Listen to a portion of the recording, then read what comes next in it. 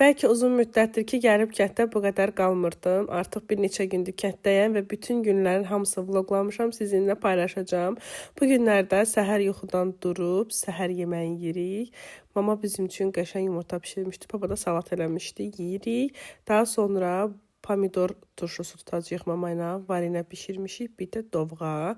Papa getdi 2 yeşik pomidor aldı, gətirdi ki, qışa hazırlıq görür. Bu sırada Mələyin də padruqaları gəlmişdi oynamağa. Mamam bir dənə qəşəng dadlı, ləzzətli dovğa bişirir. Təbii ki, bişən kimi dovğanı gömürəm. Dovğadan ötürü ürəyim gedir. Sonra pomidor turşusu tuturuq, qışlıq. Bunu bugün də tutmuşuq. Sabahsı gün üçün yenə tutacağıq. Çünki çox xoşumuz gəlir. Daha da, ən çox da mənim xoşum gəlir. Rahat salatdır. Nəsə axşam olur, axşam yeməyimizi yeyirik.